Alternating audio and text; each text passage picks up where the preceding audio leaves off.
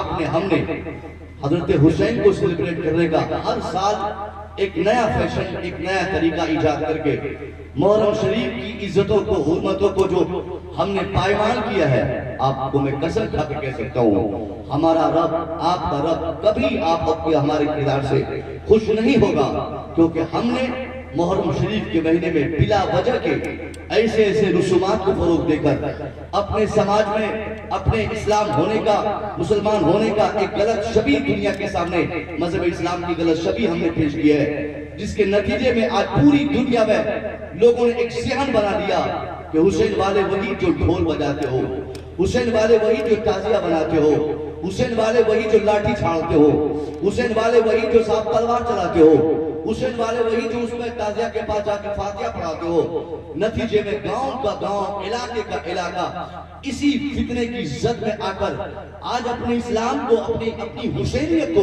गलत तरीके से दुनिया के सामने पेश किया। कहीं से खबर सुनने को मिली कि रड लेकर लड़कों ने मुहर्रम के अखाड़े में लोगों को धमका कर चंदा मांगा। कहीं से ये रिपोर्ट आई कि हमारे बच्चों ने मुहर्रम शरीफ के इस पाकीज़ा महीने का ख्याल तक नहीं रखा। जुलूस को प्रमोट करने के लिए, चंदा इकट्ठा करने के लिए कहीं मार, कहीं पीट, कहीं झगड़ा, कहीं नफरत, कहीं वाहियात हरकत को हमने अंजाम देकर हमने अपने समाज में अपने मुसलमान होने का गलत मतलब जो दुनिया के सामने स्थापित किया है। इससे हमारे आका हुसैन राजी नहीं होंगे। आपको अगर आका हुसैन को राजी करना है, आपको किसने मना किया कि आप मुहर्रम ना मनाएं? किसने मना किया कि आप इमाम हुसैन की याद सेलिब्रेट न करें? किसने कहा अली अब्बास की मोहब्बत आपके अंदर हो और आप उनके लिए कोई तकलीफ कायम न करें? हाँ, हमारे उलमा परसों से इसका पैगाम देते चले आ रहे हैं। अगर मुहर्रम मनाने का शौक है आपको, मैं और आपके शौक को उभारते हुए, आपके जज्बात को सलाम करते हुए आपसे गुजारिश करूंगा कि जोरदार तरीके से मुहर्रम सेलिब्रेट किया जाए, मगर ये ढोल ताशे के माहौल में नहीं, ये खेल कूद के माहौल में नहीं, ये घोड़ा दुम्बा बनने के माहौल में नहीं। मुहर्रम मनाने का सबसे सटीक और सबसे मुतासिर रास्ता यह है कि आप चाहे पठानपुरा के पठानपुरा गांव के हो, आप चाहे लखीमपुर के हो, आप चाहे उत्तर प्रदेश के हो, आप चाहे बिहार के हो, आप चाहे भारत के हो, आप भारत से बाहर कहीं के हो, पूरी दुनिया के 160 करोड़ मुसलमान अगर अपने किरदार से इमाम हुसैन के किरदार को साबित करना चाहता है तो खास तौर पर आशुरा के रोजे का एहतमाम करे, कुरान खानी कसरत से करे। हर घर में बच्चा बूढ़ा सब लोग उस दिन इबादत का ऐसा शौक रख के उस दिन फजर की नमाज से लेकर इशा की नमाज तक घर घर नमाज पढ़े, घर घर तिलावत करे। उसके बाद जो वक्त बच जाए आप चंदा इकट्ठा करके गांव से बाहर चले जाए, सबील लगाए, हाईवे पे खड़ा हो जाए, सबील का बाकायदा इंतजाम करे। हर गाड़ी आने वाली को, गाड़ी वाले को रोककर, हर कार वाले को रोककर, हर साइकिल चलाने वाले को रोककर, हर राहगीर के रास्ते पर बैठकर उनको समझा कर के साहब रुक जाओ, एक गिलास पानी पी लो, एक गिलास शरबत पी लो। जिस दिन आपने किसी ट्रक ड्राइवर को रोककर आपने एक गिलास पानी, एक गिलास शरबत इमाम हुसैन की याद में आपने उसे पिला दिया, वो पीने वाला शरबत वो यही पूछेगा आपसे कि जनाबे वाला, ये जमाना तो पानी पिलाने का नहीं, ये जमाना साहब किसी को शरबत देने का नहीं, आप आज मुफ्त में शरबत की सबील लगाए हैं, ये क्या इसका मकसद है? जवाब आप देते हुए कहेंगे कि जनाबे वाला ये आशुरा की तारीख है, आज ही की तारीख मेरे आका हुसैन को प्यासा मारा गया, उनके बच्चों को प्यासा तड़पाया गया, उनके मानने वालों को प्यासा शहीद किया गया।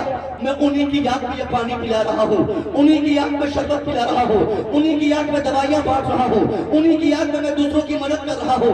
वो पानी और शरबत पीने वाला ये कहने पर मजबूर होगा कि एक अली असगर को दुनिया ने तड़पा के जालिमों ने मारा, मगर उस प्यासे अली असगर के हजारों दीवानों में उनकी इस तरह मोहब्बत जागुज़ी हो गई कि आज उनकी मोहब्बत में गिरफ्तार होकर पूरी दुनिया में करोड़ों स्टॉल लगाकर, सबील लगाकर दूसरों को, हजारों को, करोड़ों खरबों इंसान की प्यास बुझाने का काम कर रहे हैं। ये किरदार हुसैन का सबसे बेस्ट हमारे किरदार से हम पेश करें, ये सबसे बेहतरीन ऑप्शन हमारे पास है, मगर हमारे बच्चों में ये शौक नहीं। अगर कोई मौलवी साहब ने समझाए तो मौलवी साहब की मुखालफत में आवाज बुलंद करेंगे। मौलवी साहब ने क्यों ऐसा किया या हमारे आलिम ने क्यों ऐसा किया? हमने अपने समाज को यही किरदार से तबाह किया है, जिसके नतीजे नतीजे में आज दूर दूर तक हम देखते हैं साहब, हम मुसलमान हैं मगर सबसे ज्यादा पूरी दुनिया में परेशान हम हैं। हमारे अंदर इस्लाम है मगर पूरी दुनिया में सबसे ज्यादा तबाहकारियां, सबसे ज्यादा बदमुर्दगी आज हमारे अंदर है, हमारे बच्चों में है, क्योंकि हमारे अंदर इस्लाम है मगर इस्लाम की वो सूरत हाल नहीं जो सूरत होनी चाहिए थी। मैं आपसे पूछना चाहता हूं कि आपने कभी अपने उलमा से जानने की कोशिश की कि मेरे आका हुसैन ने किस वजह से लड़ाई की थी, किस वजह से करबला का उतना जबरदस्त सानहा वजूद में आया? क्या नमाज की लड़ाई थी? क्या वो रोजे की बात थी? क्या वो हज का मामला था? क्या वो ज़कात की बात थी? नहीं, नमाज वहां भी थी, नमाज यहाँ भी थी, अजान वहां भी हो रही, अजान यहाँ भी होती, तिलावत वहां भी लोग करते, तिलावत यहाँ भी करते। यहाँ तक कि यजीद के बारे में मैं आपको बताऊं, यजीद कोई मामूली शख्स नहीं, दमिश्क की जामे मस्जिद का जो इमाम रहा हो, जो खतीब और इमाम के मनसब पर फायज हो, जो अपने को पीरी मुरीदी को प्रमोट करता हो, बाज़ाब्ता कुरान पढ़ने वाला, नमाज पढ़ने वाला, रोजा रखने वाला, हज की फजीलत बयान करने वाला, वो सारे अफराद थे हज के कायल थे, वो सारे अफराद नमाज के कायल थे। बावजूद इसके क्या वजह थी? मेरे आका हुसैन से जब हाथ मांगा गया तो आपने इनकार किया, मदीने में इनकार किया, मक्के में इनकार किया, कूफा में इनकार किया, बच्चों की शहादत के टाइम में इनकार किया। हाथ दे दिए होते यजीद को, क्या मुज़ाहरा था, क्या हाजत थी इसमें? लेकिन हर महाज पर आका हुसैन ने हाथ न देने की बात की, इसके पीछे का राज क्या था? हाँ, नमाज थी यजीद के पास, मगर हुसैन की नमाज से यजीद की नमाज मैच नहीं करती। यजीद के पास भी इस्लाम था, हुसैन के पास भी इस्लाम था, यजीद भी कुरान पढ़ता, हुसैन भी कुरान पढ़ते, यजीद भी इबादत करता, हुसैन भी इबादत करते, मगर ये हुसैन की नमाज में यजीद की नमाज में बहुत ज्यादा डिफरेंट था। यजीद और हुसैन के इस्लाम में बहुत ज्यादा फर्क था। यजीद नमाजी था मगर झूठा भी था, यजीद नमाजी था पापी भी था, यजीद नमाजी भी था गद्दार था, यजीद नमाजी भी था मक्कार भी था, यजीद नमाजी भी था शराबी भी था, यजीद नमाजी भी था पापी और बदकार भी था, यजीद नमाज भी पढ़ता, गुनाहगारी भी करता, यजीद नमाज भी पढ़ता, बदफेली भी करता, यजीद नमाज भी पढ़ता, बेहयाई भी करता। हुसैन को यही पसंद नहीं कि जो नमाज पढ़े, इस्लाम का मानने वाला हो, वो इस्लाम को मानने के साथ साथ अपने साथ कुछ ऐसी बात, कुछ ऐसा कैरेक्टर पेश कर दे जिससे इस्लाम की छवि खराब हो। हुसैन का ऐलान आम था कि जो मुसलमान होगा वो गद्दार नहीं होगा, जो मुसलमान होगा जालिम नहीं होगा, जो मुसलमान होगा शराबी नहीं होगा, जो मुसलमान होगा पापी नहीं होगा, जो मुसलमान होगा बेहया नहीं होगा, जो मुसलमान होगा गद्दार नहीं होगा। मैं आपसे पूछना चाहता हूँ, आज हम अपने किरदार पर जरा गौर तो करें। हमने हुसैन की महफिल मनाई, हमने इस महफिल को सेलिब्रेट किया, मगर हमारा किरदार 24 घंटे के किरदार में आप 20 घंटे कम से कम नोट कर ले। आप एक सेकंड के लिए भी अपने किरदार से अपने आप को हुसैन वाले नहीं बता सकते। शराब हमारे बच्चे पीते, झूठ हमारे बच्चे बोलते, ज़नाकारी को हम प्रमोट करते, बेहयाई हमारी बच्चियां करती, बदतमीजी हमारे समाज में होती। ये सारी तबाहियां सारे यजीद के कैरेक्टर पे हमारे बच्चों का अमल है, तो फिर किस चीज की खैर बरकत की दुआएं अल्लाह से करते हैं? ये सारी वजह इस चीज की ये है कि हमने अपने माशरे को अपने किरदार से इतना खराब कर दिया। आज हमारी बेटियां सड़कों से गुजरती हैं, हमारी बच्चियां मार्केट में रहती है, कहने वाला आसान से कह सकता है कि मुसलमान की बच्चियां हैं, इनके बदन में कपड़े जरूर रहते हैं, काले कपड़े का वो निकाब पहन के हमने जो बेहयाई को आज इस नए जमाने में प्रमोट किया है। ऐसे ऐसे नकाब देखने को मिलते हैं साहब कि जिस नकाब को पहनने से बेहतर था कि वो हमारी बेटियां नहीं पहनती। चुस्त लच्छेदार टाइट सख्तरी बारीक इन सारे कपड़ों में हमारी बच्चियां अगर नकाब पहनती भी है, चंद बच्चियां अगर पहन के चली भी गई तो उनके नकाब को देखने के बाद, उनके पर्दे को देखने के बाद आप नहीं अंदाजा लगा सकते कि फातिमा ज़हरा की कनीज ये है, फातिमा की खादिमा ये है, ये हुसैन वाली बच्चियां है। हमारी बच्चियों ने दुपट्टे को छोड़ दिया, हमारी बच्चों ने हया पे अमल करना छोड़ दिया, हमारे बच्चों ने बदनिगाही को अपने लिए जेवर समझा।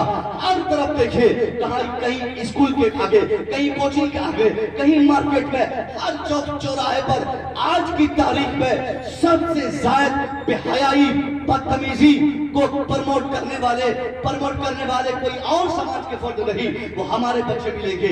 नादानी में हो, दानिश्ता तौर पे, गैर दानिश्ता तौर पे, जाने अनजाने में कहीं न कहीं हमने आज गुनाह करने में दूसरों को पीछे छोड़ दिया है।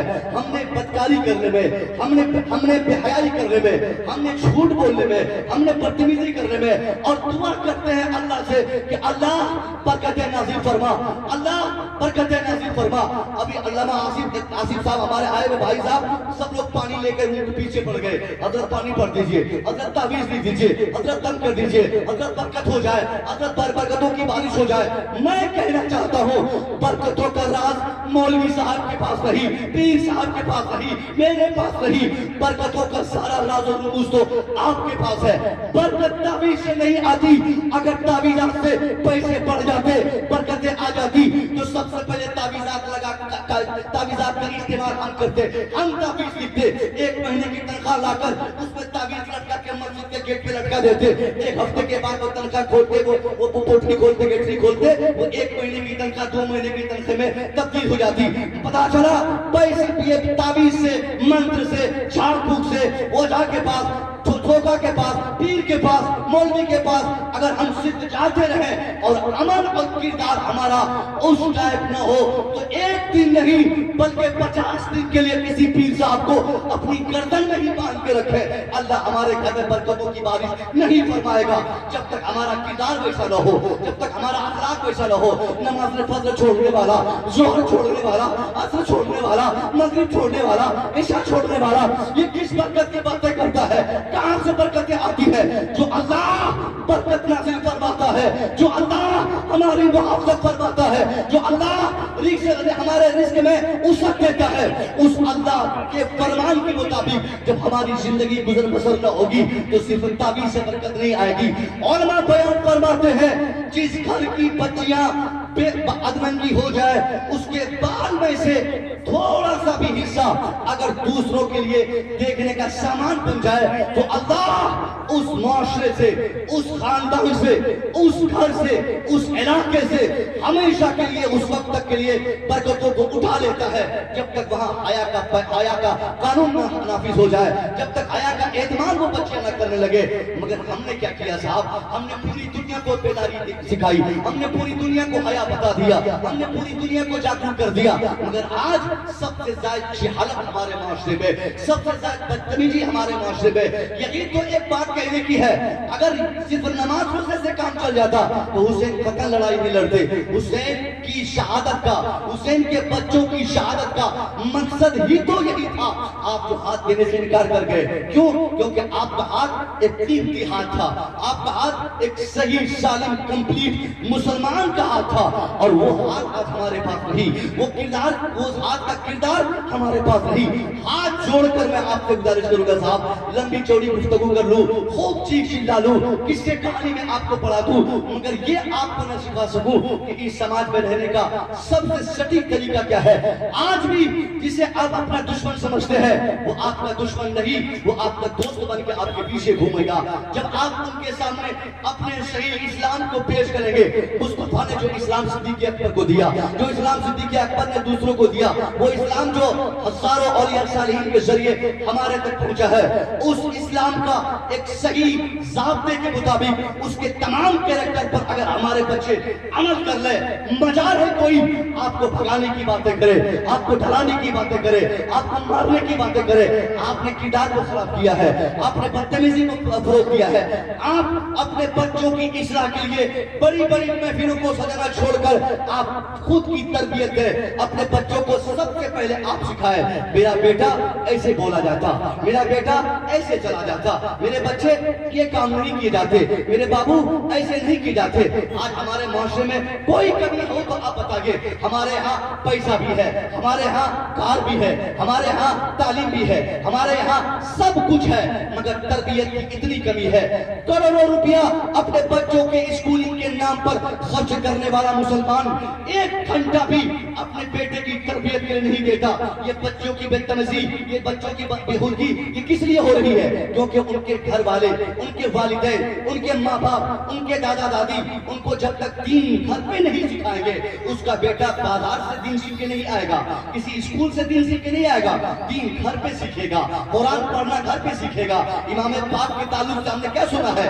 आपका सरे अब्दस नेज़े पे चढ़ गया, नेज़े पे यजीदियों ने लहराते हुए जब मार्च करना शुरू किए तो उस इमाम के सर अक़दस से भी कुरान पाक की तिलावत की आवाज सुनाई दे रही थी।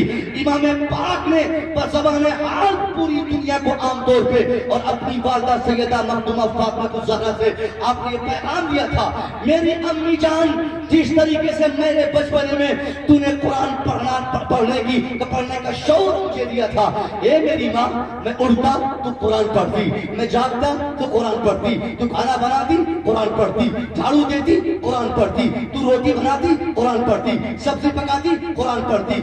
मेरी अम्मी, जब मैंने तुमसे वादा किया था कि मेरी माँ जिस तरह से उठते बैठते सोते जागते तुम कुरान पढ़ती हो, मुझे पढ़ाती हो, मैं तेरा बेटा हुसैन इस कुरान की तिलावत को कभी अपने हाल से जाने नहीं देगा।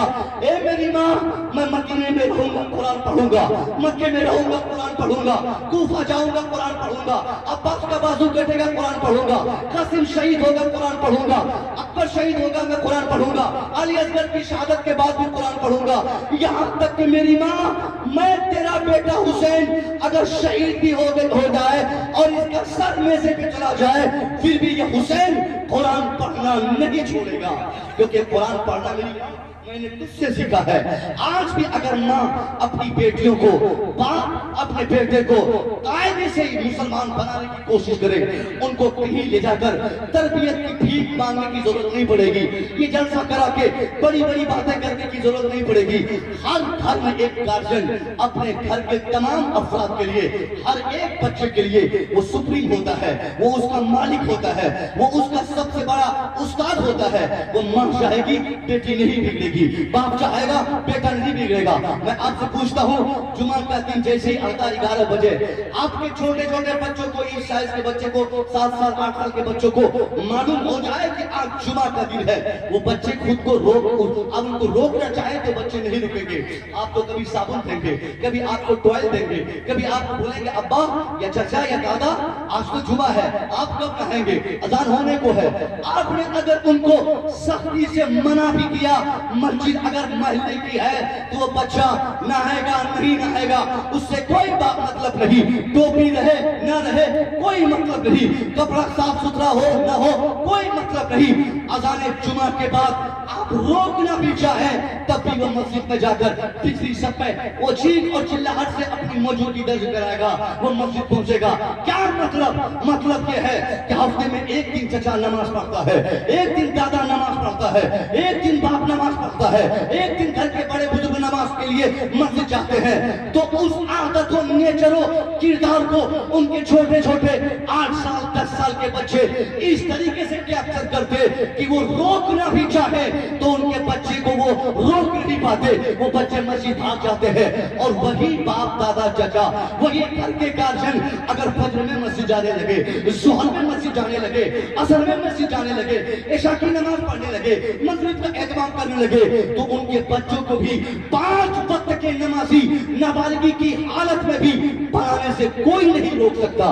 ये किरदार बच्चा बचपन में सीखता है, बच्चों को बचपन में बताया जाता है, मगर यहाँ हमारे माशरे में कौन बताएगा।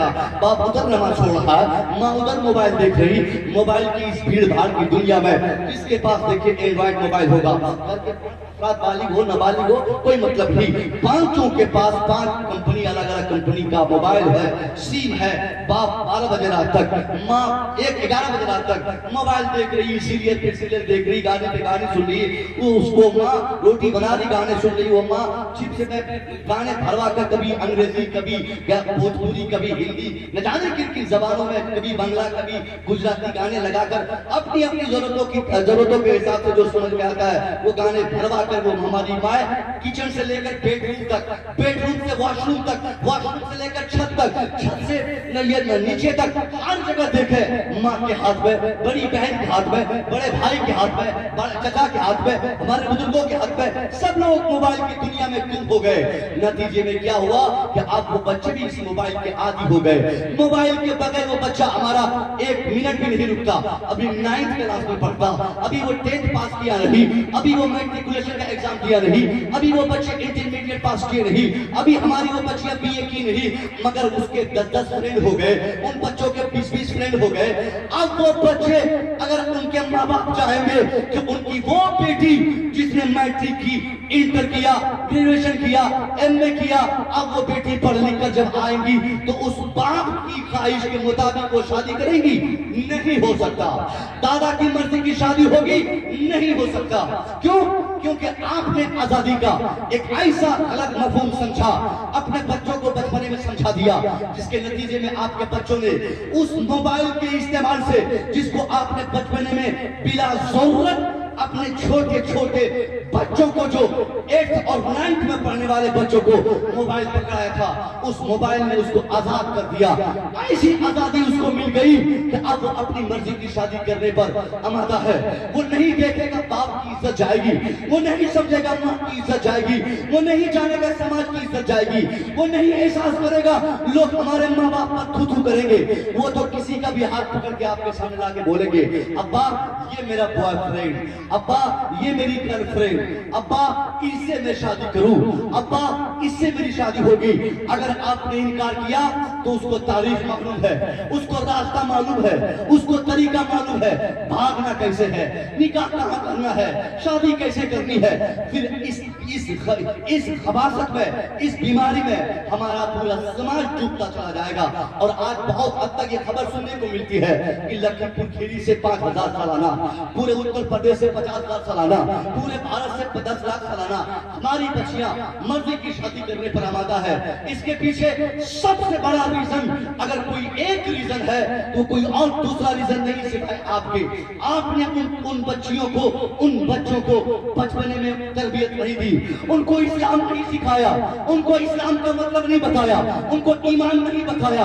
अगर आपने उन्हें इस्लाम सिखाया होता तो मैं कसम खा के कह सकता हूं, आप उन्हें झोपड़पट्टी में भी रखते तो वो बच्चियां आपकी इज्जत को अपने आंचल में समेट कर उसी झोपड़पट्टी में जिंदा रहती।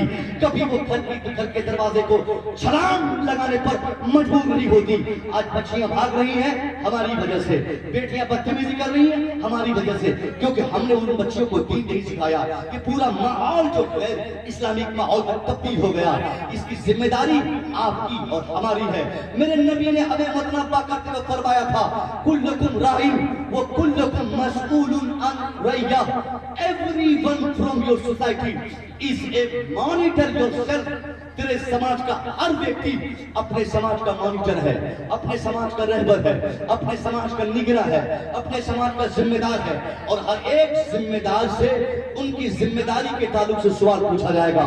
बाप से बेटों के बारे में, माँ से उनकी बच्चियों के बारे में, बड़े भाई से छोटे भाई के बारे में पूछेगा। अगर बाप नमाजी है, बेटा शराबी है, तो उस शराबी बेटे के ताल्लुक से अल्लाह उस नमाजी बाप से भी दरियाफ्त फरमाएगा। ये है हालात जो मुझे बताना था। इसकी इस्लाह करना सबसे पहले हमारे लिए जरूरी है।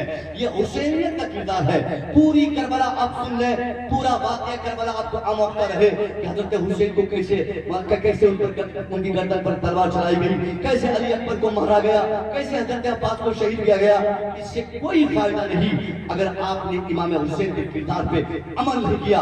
हुसैन का किरदार तो साहब सिर्फ करबला के लिए नहीं, बल्कि पूरी दुनिया के हर इंसान की तामीर और तरक्की के लिए सिर्फ हुसैन का किरदार जरूरी है। सिर्फ हुसैन के किरदार पे अमल करें, पूरे समाज में बेदारी आ जाएगी, हर समाज का फर्द जिंदा और ताबिंदा माना जाएगा। ये सारी बातें अगर हम लोग अपने बच्चों को, नौजवानों को बताते हैं, ये लोग पता नहीं कहां से सीख के आ गए। बदअकीदगी के जंजीर में हमारे बच्चे इस कदर बदअकीदगी का शिकार होकर हमारे समाज में गलत तरीके से इस्लाम को बताने लगे।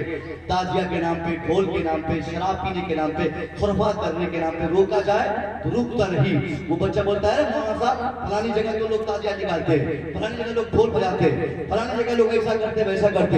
हमारे लिए आज की तारीख में सबसे इंपॉर्टेंट काम क्या है? हम ये ना देखें कि कौन सी खानका वाले क्या कर रहे हैं। हमारे लिए देखने के लिए सिर्फ एक रास्ता है कि सरकार आला हजरत ने क्या फरमाया है। हमारे इमाम का नाम आला हजरत है। आला हजरत ने जिन चीजों को, जिन तरीकों से करने की इजाजत दी है, वो तरीका 150 सालों से था और आने वाले जमाने के लिए भी हमारे लिए वही तरीकेकार पेश रास्ता है।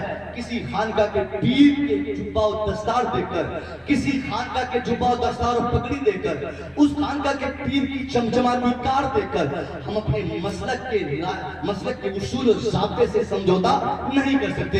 ये सबसे बड़ा पैगाम है मसलक के आला हज़रत इंशाअल्लाह। मसलक के आला हज़रत हमारे लिए रीढ़ की हड्डी है। हमारे ईमान की जो रीढ़ की हड्डी है वो आज के जमाने में हमारी सुन्नियत की शनाख्त सबसे ज्यादा और सिर्फ एक रास्ता, वो मसलक के आला हज़रत का रास्ता। हो सकता है आप में से कोई रज़वी हो, कोई अशरफी हो, कोई नक्शबंदी हो, कोई चिश्ती हो। आप जिस खानका के मानने वाले हैं, हम आपसे नहीं कहेंगे कि आप उस खानका को मत मानिए। हर खानका आपके नजदीक जो आपने इत्मीनान किया सब सही है, मगर आप ये देखिए कि उस खानका के पीर का ताल्लुक मेरे रजा से है कि नहीं। आप नक्शबंदी हो और रजा के मानने वाले न हो तो मेरे हिसाब से साहब आप एक ईमानदार नक्शबंदी नहीं है। आप अशरफी हैं और मसलक के आला हज़रत के चाहने और मानने वाले नहीं है तो आप ईमानदार अशरफी नहीं है। बगैर आला हज़रत को चाहे, बगैर आला हज़रत को माने, कोई बता दे हमें कि हम अपने ईमान के तहफ़्फ़ुज़ में कामयाब हो जाएंगे, ईमान की हिफाजत के रास्ते में आज हम चल पाएंगे। ये सब दूसरी सबसे बड़ी कमी थी। पहली कमी किरदार की थी जो किरदार शादी के लिए मैंने बता दिया।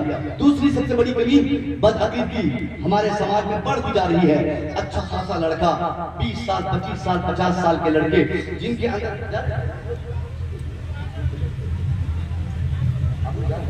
बोलिए माशाल्लाह, बहुत देखिए हमारे जो जिनकी जरूरत थी अल्हम्दुलिल्लाह वो जाएंगे, मगर आप जो बैठे हैं अगर आप अपनी मौजूदगी दर्ज कराएंगे, क्योंकि पहली बार मैं लखीमपुर में आया, मेरे ऊपर ये जिम्मेदारी थी अपने को खतीब बताना, ये नहीं बल्कि ये जिम्मेदारी थी कि मैं दो चार ऐसी बातें आप तक पहुँचाऊँ जिससे ईमान और अकीदे की पुख्तगी आ जाए। हमारी तबाही का सबसे बड़ा बुनियादी कारण क्या है? हम इसलिए आज बर्बाद नहीं है कि हमारे पास तादाद नहीं है। और कितनी तादाद चाहिए साहब? 160 करोड़ आप है पूरी दुनिया में। अमली एतबार से सबसे बड़ी कौम की तादाद जो रिकॉर्ड की गई है वो कौम कोई और कौम नहीं, कौम मुस्लिम है। सल्तनत ममालिक वो है जहाँ पे डायरेक्ट नमाज पढ़ने वालों की शासन है। अब कितनी तादाद चाहिए? हमारी बर्बादी की वजह ये नहीं कि हमारे पास असले नहीं, हमारे पास हथियार नहीं, हमारे पास ये नहीं, हमारे पास वो नहीं। सबसे बड़ी वजह यह है कि सब कुछ हमारे पास है मगर हमारा ईमान कमजोर है, हमारा अकीदा कमजोर है। जिस दिन ईमान और अकीदे की हिफाजत हम करके अमली मुसलमान बन के सारी दुनिया के सामने अपने को पेश कर देंगे, यकीन जान लीजिए कि उस दिन से तबाही नहीं बल्कि अच्छे दिन के रास्ते आपके नजदीक। हमारे बच्चे चंद दिन सऊदीया में चले गए, 2 साल दुबई में रह जाए, 3 साल अरब से होके आ जाए। अब कहाँ आला हज़रत, कहाँ मसलक के आला हज़रत? अब उन वहाबियों के समाज में रह के आने के बाद वो वहाबियों की बोली बोलने लगता है।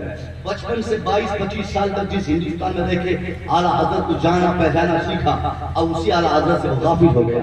आला हज़रत से जो लोग गाफिल हैं, मैं दावे से कह सकता हूँ वो अपने ईमान की सलामती में वो कामयाब नहीं हो सकता, क्योंकि आज की तारीख में सटीक जवाब देने वाला, सटीक रास्ता जो हमें जन्नत ले जाता है वो सिलसिले का रास्ता नहीं। आला हज़रत सिलसिले का नाम नहीं है, आला हज़रत खानका का नाम नहीं है। आला हज़रत मसलक के आला हज़रत एक फिक्र का नाम है, एक कॉन्सेप्ट का नाम है, एक ऐसे ख्याल का नाम है जिस ख्याल के तईन आप अपने ईमान और अकीदे की हिफाजत कर सकते हैं। ये बहुत बड़ा चैलेंज हमारे यहाँ है। हमारे यहाँ सुलह कुलियत बहुत तेजी से बढ़ रही है। सुलह कुलियत क्या कहते हैं? मौलवी साहब छोड़िए, चलिए ये भी जायज है। ओ हर आदमी करता है, आप क्यों चिल्लाते हैं? सब करता है, आप क्यों बोलते हैं? मैं कहना चाहूंगा अगर सब लोग बदफेली करें तो क्या बदफेली को जायज कहा जा सकता है? सब लोग गुनाहगार हो जाए, क्या गुनाह को जायज कहा जा सकता है?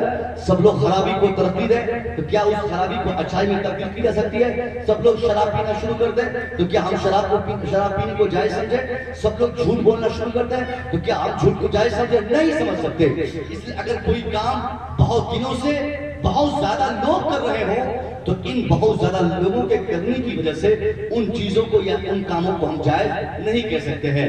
आपके लिए, हमारे लिए इस मुहर्रम में, लेटेस्ट मुहर्रम में बहुत सारा तस्वीरें देखने को मिली। पता चला कि उस खानका वालों ने जायज करार दिया। पता चला वो खानका वाला, वो खानका के पीर साहब ने कहा कि ये जायज है, आला हजरत को नहीं मानना है। आला हजरत क्या चीज है? 150 साल की आला हजरत है, हमारी खानका तो 500 साल की है, हमारी खानका तो 1000 साल की है। मैं कहना चाहूंगा ऐसे गद्दारे जमाना से मैं मानता हूँ आपकी खानका 500 साल से है। मैं मानता हूँ इस हिंदुस्तान में कुछ खानका ऐसी है जिनकी तारीख 700 साल की तारीख जिंदा तारीख है, जहाँ की खाक भी हमारे लिए किसी तबर्रुक से कम नहीं है। ये सारे हक़ाइक़ हमारे सामने काबिल अमल काबिल तामील है, मगर एक हकीकत ये है कि आपकी खानका 500 साल से थी, मगर 150 साल पहले जब आप ही की खानका पे आक्रमण होते थे, वहाबिया के, देवबंदिया के हमले जब होते थे, जब मज़ारात औलिया पे चादर चढ़ाने को कुफ्र और शिर्क समझा जाता, जब बुजुर्गान दीन से मोहब्बत करने को हराम माना जाता, जब औलिया सालिहीन की निस्बत को नाजायज और हराम समझा जाता, उस वक्त 150 साल पहले आप कहां सोए थे? आप किस फील्ड में घुसे थे? उस वक्त अगर किसी शख्सियत ने सारी खानकाओं की अजमतों को, सारी खानकाओं की इज्जतों को पायमाल होने से बचाकर पूरी दुनिया में चादर चढ़ाने को अगर आपने जायज करार दिया, तो कोई और खानका का आलिम नहीं, वही तो खानका रसूलिया के हमारे और आपके सरकार आला हजरत के। नारे तकबीर, नारे तकबीर, नारे रिसालत, नारे रिसालत, मसलके आला हजरत, मसलके आला हजरत, शहीद आजम कॉन्फ्रेंस मुफ्ती मुसव्विर रजा साहब किबला। नारे तकबीर, नारे रिसालत। देख रहे हैं कितनी इंपॉर्टेंट बात मैं कह रहा था, मगर कैमरे मैन को भी समझ में बात आ गई कि इन सारी बातों की जरूरत हम लोगों को नहीं है। हम लोगों को ऐसा चाहिए उनकी आवाज में कोई धुन में नाक पड़े, तरन्नुम से जिक्र, उसके बाद फिर एक ये क्या बोलते हैं जो डाला जाएगा, जाएगा बोलेगा कि फिल्मी दुनिया को फेल कर देने वाली आवाज, जलसे में हंगामा मचा देने वाली आवाज, जलसे में तबाही मचा देने वाले नाटका, ये सब टाइटल मारेंगे कि जोरदार बीट्स होगी। साहब अगर कुछ आप लोग कर सकते हैं, कम से कम इन अच्छी चीजों को आपको समाज में फैलाना चाहिए। ये हमारे बच्चों को चंद दिनों के लिए खुश करके आप क्या करेंगे? अपने उलमा के बयानात को नशर करें, शेयर करें, उनको दूसरों तक पहुंचाएं, उनको बताएं कि देखिए आज हमारे बच्चे किस दुनिया में गुम हो चुके हैं। हमारे बच्चों के अंदर से एहसास आज उनके अंदर से खत्म हो चुका है। ये एहसास पैदा कौन करेगा? हम करेंगे, आप करेंगे। हमारी और आपकी ईमानी जरूरी और लाजिमी तौर पर हमारे लिए ये हक बनता है कि हम हाल में मुसलमान होने के साथ साथ पूरी दुनिया को इस्लाम समझाएं, पूरी दुनिया को मुसलमान होने का मतलब बताएं। अगर हम मुसलमान रहें, और आज की तारीख में मुसलमान होना बहुत आसान है साहब। अगर ये बात आप बोलेंगे तो मैं कहूंगा क्या यजीद के पास जो इस्लाम था, वो इस्लाम यजीद को जन्नत ले जाने के लिए काफी नहीं है? अरे साहब यजीद नमाजी था कि नहीं था? जी, यजीद नमाजी था, यजीद इस्लाम का मानने वाला था। नमाजी तो छोड़िए, यजीद पीर भी था। जी जी, यजीद पीर भी था ना, यजीद पीर था साहब, इमाम था वो, दमिश्क जामे मस्जिद का बादशाह इमामत करता था जी, बादशाह भी था। सब कुछ रहने के बाद भी मेरे आका हुसैन ने उनके इस्लाम को नेगलेक्ट करते हुए पूरी दुनिया में अपने किरदार से ऐलान कर दिया कि कोई आने वाला शख्स चाहे जितना बड़ा पीर हो जाए, अगर उसका अकीदा दुरुस्त नहीं, अगर उसका ईमान दुरुस्त नहीं, अगर उसके पास शरीयत नहीं, तो उसकी तरीकत, उसकी इमामत, उसकी खिलाफत, उसकी बादशाह, सारी चीजें उनके मुंह पर मार है। सुभान अल्लाह, बेशक सुभान, बहुत हो माशाअल्लाह, बहुत। हमारे पास अगर ईमान की दौलत है ना, सबसे बड़ी दौलत है। ये आका हुसैन ने करबला से बताया है। हुसैनी बच्चों, हुसैनी नौजवानों, आप भी हुसैन का किरदार दुनिया में को बताए कि अगर सामने वाला चाहे जितनी बड़ी बड़ी नमाज और सजदे की बात करे, अगर उनके अंदर उनका अकीदा हम चेक करें और अकीदा दुरुस्त नहीं हो, नबी के ताल्लुक से, मुस्तफा करीम के इल्म के ताल्लुक से, अल्लाह के ताल्लुक से, औलिया सालिहीन के ताल्लुक से, सहाबा के ताल्लुक से, अहले बैत अतहार की मोहब्बत के ताल्लुक से, इन तमाम मामलात में अगर उनका अकीदा दुरुस्त नहीं है, तो लाख बड़ी बड़ी मस्जिदों का इमाम हो, बड़ी बड़ी बातें करने वाला हो, बड़े बड़े मदरसे के फारिग और तफसीर हो, बड़े बड़े जुब्बा और दस्तार उनके समाज में देखे और पहने जाते हो, फिर भी वो अपने नजदीक मुसलमान हो सकता है, हमारे नजदीक वो मुसलमान नहीं हो सकता। सिखाता है, हमारा इस्लाम सिखाता है। तो मसलक की पहचान हमारे किताब होनी चाहिए। ये मसले के आला हज़रत से दूरी हमारे बच्चों को एक दिन बदअकीदगी के दलदल में फंसा देगी। इसको अल्लाह की कसम रोका जाए। ये आप अगर दर्जन है, आप लोग जिम्मेदार हैं, जो होशियार लोग हैं वो जिम्मेदार है। बेटा आला हज़रत कैसे थे, बेटा आला हज़रत कितने पढ़े लिखे थे। एक चीज और बताओ, लगे हाथ, आला हज़रत ने 1000 से शायद तकरीबन 1400 किताबों को आपने तस्नीफ फरमाई। 1400 किताब, इसमें 54 उलूम में तो बाज़ाब्ता और तकरीबन उमूमी एतबार से कहा जाए तो 100 से शायद उलूम व फ़नून की माहिर फारिग। बेशक बेशक। आला हज़रत तो एक बहुत बड़े मुफ्ती के बेटे थे, अल्लामा मुफ्ती नबी खान। उनके बेटा होने के होना ही इनके लिए काफी था। अब्बा का मज़ार बनाते, सालाना उर्स करते, करोड़ों चादरें चढ़ती, मोमबत्तियाँ आती, अगरबत्तियाँ आती, माचिस आते, वही सब बेच बाच के खूब आप राज करते। जी जी जी, वो जमाना भी था, इससे लोग कर भी रहे थे उस टाइम। मगर ये सब कुछ छोड़कर आपने पढ़ने, पढ़ाने, लिखने, दिखाने कि आपने जब बात की, ये आपने हर चाहने वाले को पढ़ने का काम किया। आखिरी और इम्पोर्टेंट बात मैं कह रहा हूँ, एजुकेशन के बगैर आपकी तरक्की इस जमाने में या किसी जमाने में मुमकिन नहीं। ये छोटे छोटे बच्चे हमारे समाज के, इनके ऊपर पूरे समाज की जिम्मेदारी है। 10 साल 12 साल के बच्चों को हमने पढ़ाई छोड़ दिया।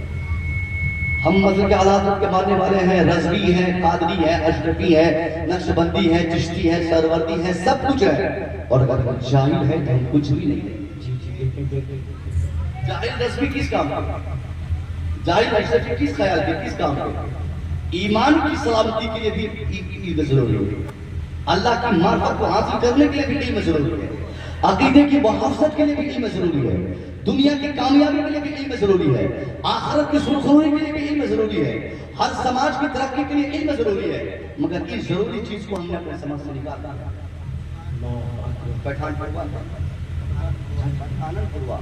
पठानपुरवा इस गांव में अगर मैं पूछूं तो कितने बच्चे आप इन साल 10th एग्जाम में फर्स्ट डिवीजन से पास हुए? बताइए एक दो। पूरे प्रदेश में अव्वल आना ही तो बहुत दूर की बात है। कम से कम आप अपने गांव में अव्वल आगे दिखाएं। मैं नहीं कहता कि अपने बेटे को हाफिज बनाइए, आलिम बनाइए, मुहद्दिस बनाइए, मुफक्की बनाइए। मैं जानता हूं कि ये आप नहीं बना सकते, क्योंकि आपके दिमाग में कचरा भरा गया है। आपने एक गलत मफ़हूम में आके आपने फैसला किया गया है, हम मौलवी बनाएंगे तो मेरा बेटा भी मौलवी बन, मैं भी मौलवी बनाऊंगा अपने बेटे को तो फिर मेरा बेटा कमाएगा क्या, खाएगा क्या, शादी कैसे करेगा, लोग नफरत करेंगे, उसकी जिंदगी तबाह हो जाएगी। मैं मान गया कि मौलवी बनने में नुकसान है, आप मत बनाइए। आलिम बनने में नुकसान है, आप मत बनाइए। आलिम बनाना अल्लाह का काम है।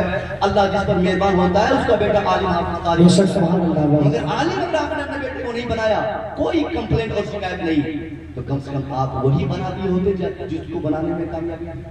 जी जरूर। डॉक्टर बना दिए होते अपने बेटे को, इंजीनियर बनाते अपने बच्चों को, आईपीएस बनाते अपने बच्चों को। 15 साल का बेटा आपका हो गया, अभी 10th क्लास में पढ़ रहा है, मगर बाप का इरादा तब्दील हो गया कि मैं अपने बेटे को बाहर भेजूंगा कमाने के लिए। 10,000 रुपया आपका बेटा जाके कमाएगा बाहर और जिंदगी भर सिर्फ गुलामी करेगा।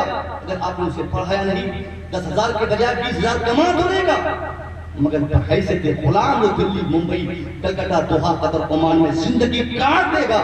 कभी भी बादशाह की जिंदगी वो गुजार नहीं पाएगा। जी जी हाँ।